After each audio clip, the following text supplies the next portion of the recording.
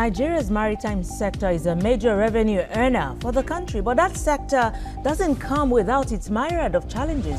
And just today, the Ministerial Committee on the Modalities for Establishment of a Nigerian Fleet reported that the country is losing at least $2.2 billion annually to foreign ship owners and seafarers. Well, that's our focus today on Business Zone.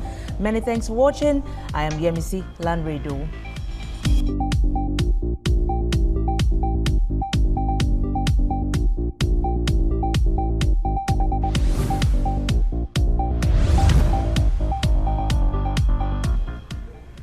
Let's see what the news is saying in the world of business in Africa today. There is need for an aggressive export promotion strategy coupled with restrictions on non-essential imports to help improve Rwanda's foreign exchange reserves and bolster the local currency. The Capital Market Authority Executive Director Robert Matthew said importation of items like toothpicks and bleaching jellies should be discouraged.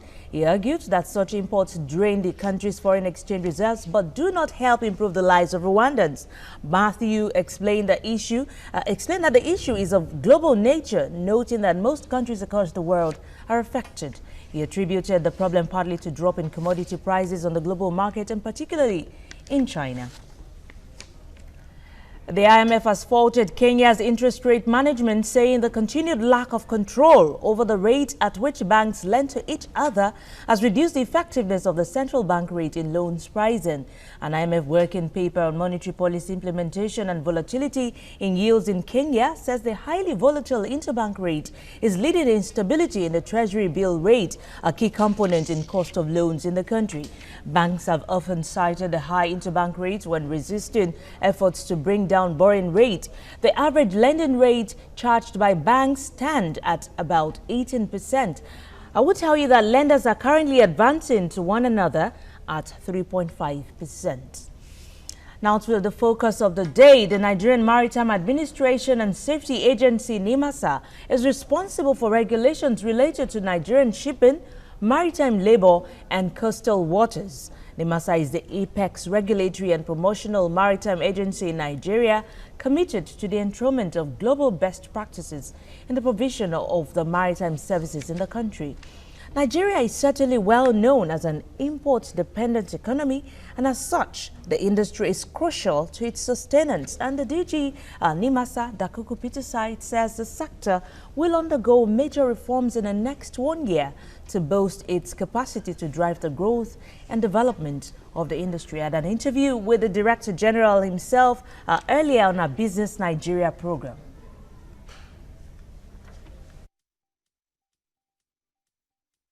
Joining me is the Director General of the Nigerian Maritime Administration and Safety Agency, Dakuku Peterside. I must thank you so much for coming on Business Zone. Thank you too. The maritime sector is one sector very crucial to the Nigerian economy. And I don't envy you sitting on this hot seat at this moment. Now, when you came on board as the DG of NIMASA, you announced a 3-year maritime business growth plan for the development of the industry. Now, can you tell us more about the hope for this, how to achieve what you have set out to do? Thank you very much. If we talk about the maritime industry, I'm sure we'll talk about the industry all day. What I want to say is that for a fairly long time, we've talked about the potential in the maritime industry.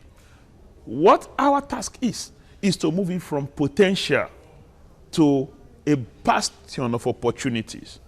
And to do that, we need to develop a clear-cut roadmap with timelines and measurable targets.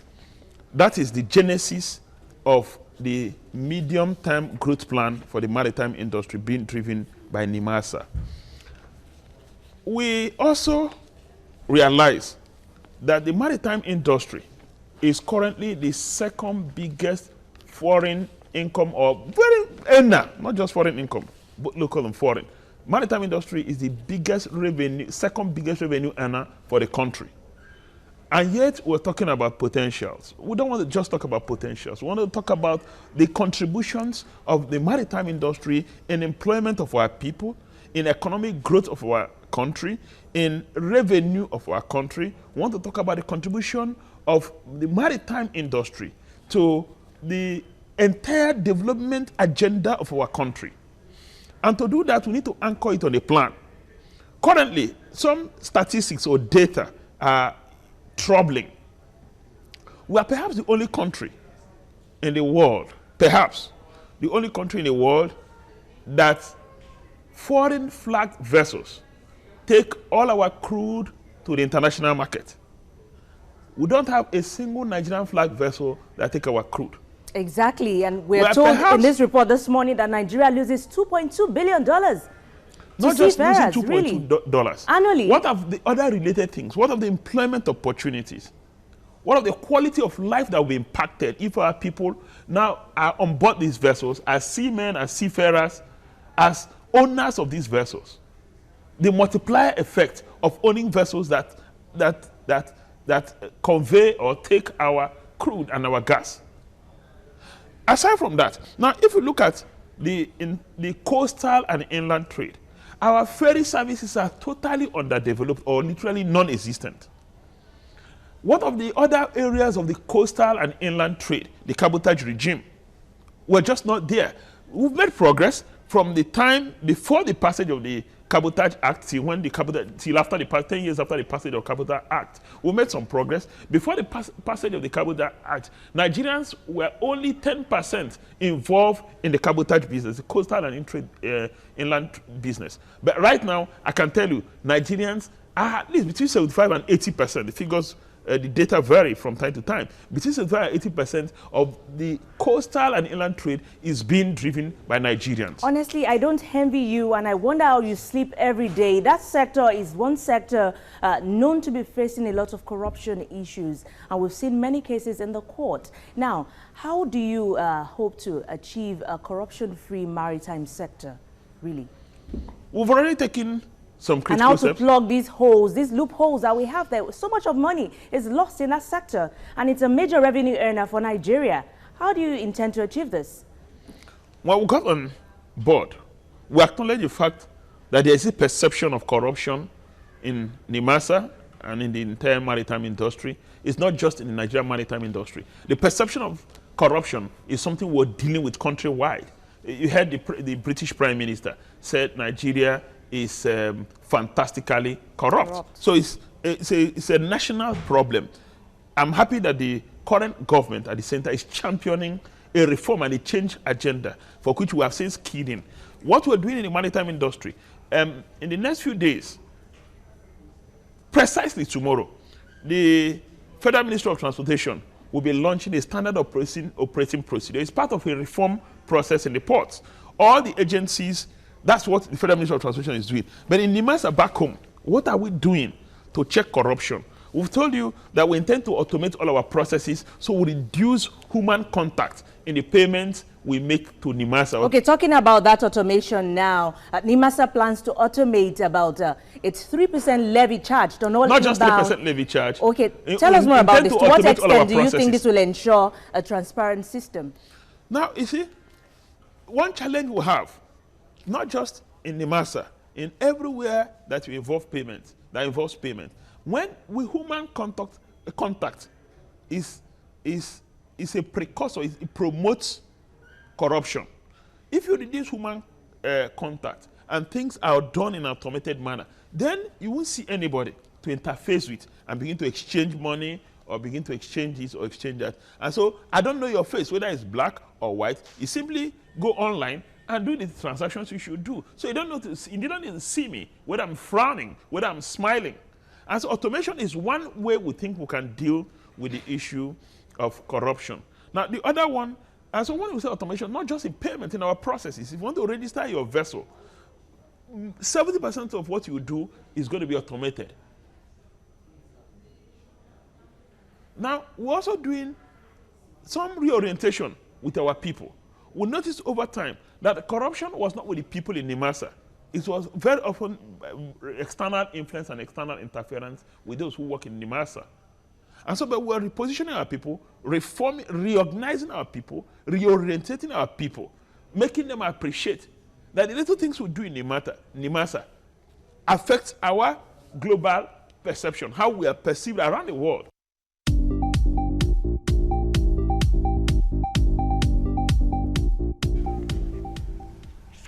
When Business Zone returns, I also asked the DG of NIMASA how the 48-hour cargo clearance plan can be feasible. After this break.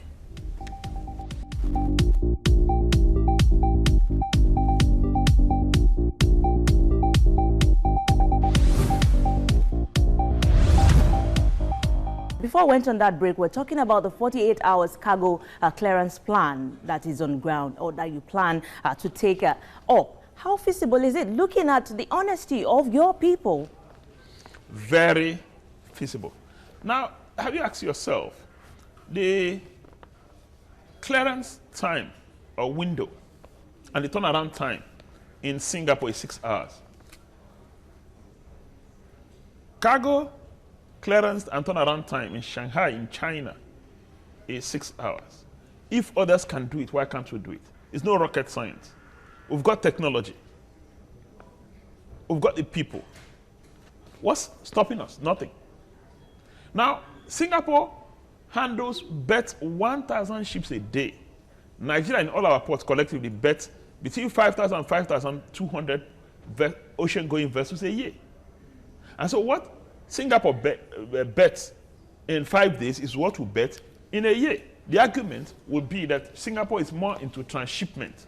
But whether they like it or not, they bet ships, they clear cargo, and within 6 hours, there's a turnaround time. The technology is available. If you notice, the customs in Nigeria has an integrated platform, the Acuda platform. It's proven effective. There are a few quick fixes that I believe that current leadership in custom will fix, and you can have a maximum 48 hours clearance of cargo. Sincerely, I'm happy. Truly feasible. It's feasible. I'm happy you're talking about other countries like Singapore, and we know that Nigeria is an import-driven economy, and if we have these issues, now paint a picture for me. If you're going to place Nigeria side by side amongst them, side by side other African countries, what is the maritime sector like when you place it with other countries in Africa? Oh, well, if you're talking about other African countries, there are peculiarities. The port in Cotonou, the port in Lomé, and many of the ports in South Africa. We compare data, we share information. Nigeria is better positioned than the ports in South Africa, better positioned than the ports in Lomé. Really? Tell us more. And Cotonou. Okay. But unfortunately, they've been able to develop their potentials more than we have done for ourselves.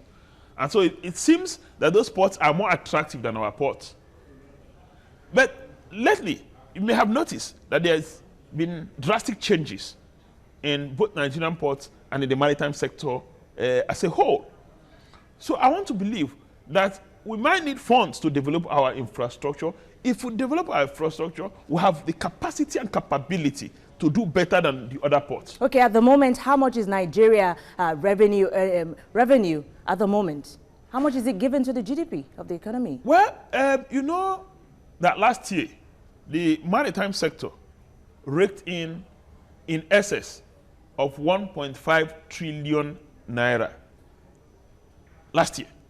Last year, what about this year? And with potential to do more this year. Okay. Even with the downturn in the global economy, the price of oil, well, it's beginning to pick up, has crashed. Nigeria is an oil-dependent economy. In addition, we have a new foreign exchange regime which is hampering the importation of goods. There's also a new fiscal regime by virtue of the fact that there's a new government in place and we're literally in an economic transition period.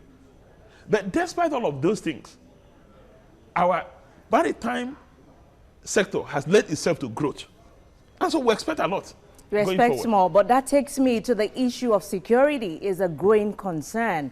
And the incidences of rising piracy, attacks, and also sea robbery on Nigeria's territorial waters. And of course, the Gulf of Guinea has become worrisome. What is NIMASA doing? NIMASA is doing a lot, not just NIMASA alone. Because of the concern, other stakeholders are involved. Just yesterday, I attended the commissioning ceremony of Falcon Eye. Falcon Eye is a dedicated satellite surveillance system of our maritime domain, which was instituted by the Chief of Naval Staff with the support and coordination of the National Security Advisor. And so NIMASA has also its own satellite surveillance system with which it puts an eye on our maritime domain. In addition to the satellite surveillance system, we are driving the security agencies-led maritime patrol in the Gulf of Guinea.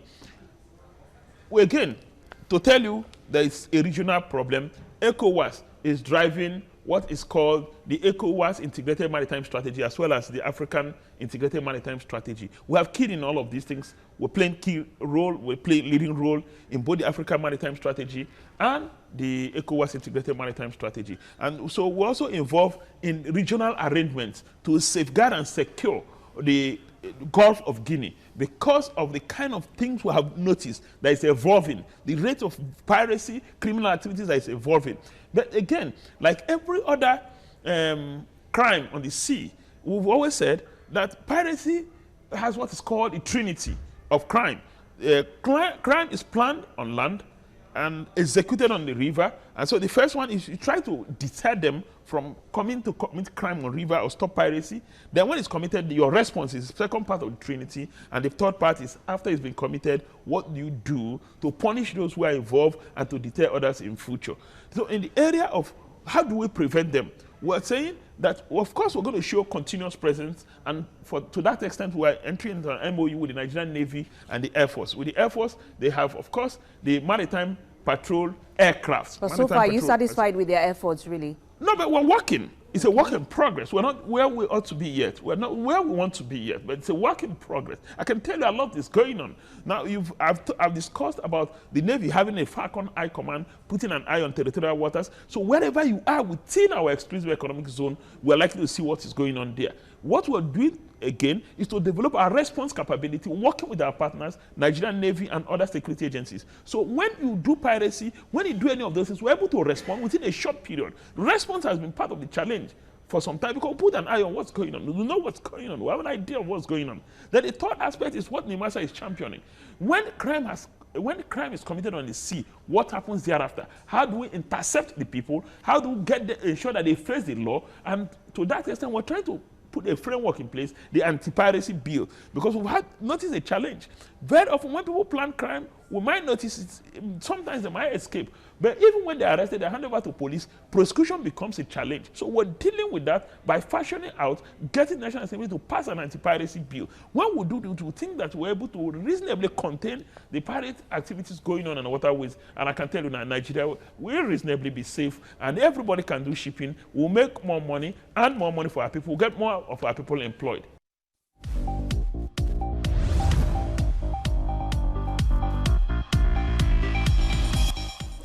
The Director General, Nigerian Maritime Administration and Safety Agency, NIMASA, Dakuku Peterside, speaking on the challenges facing the sector in Nigeria. Well, let's see some other news now. Nigerian billionaire and Africa's richest person, Aliko Dangote's fortune fell $3.7 billion, knocking him to number 71 on the Bloomberg ranking, down from number 46.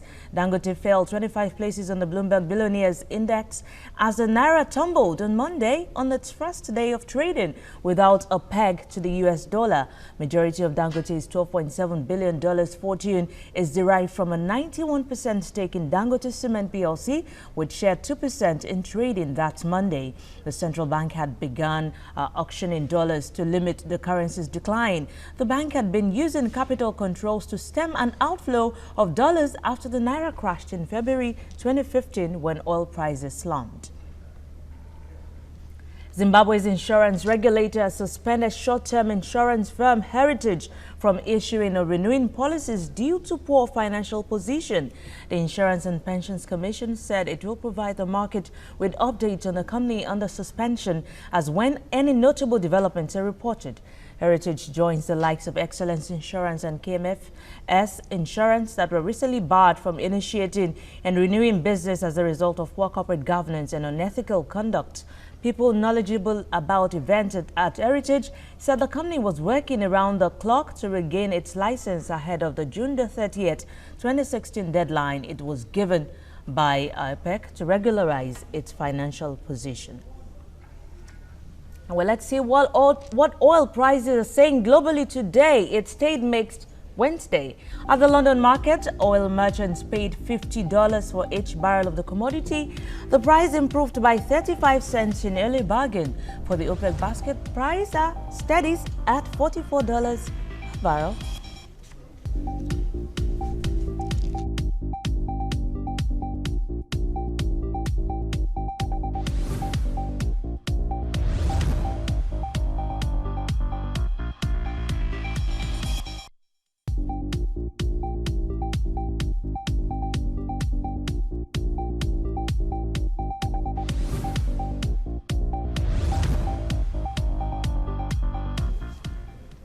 Well, with figures of the exchange rate subject to change, that's Business Zone. TVC News Hour Nigeria comes up at the top of the hour.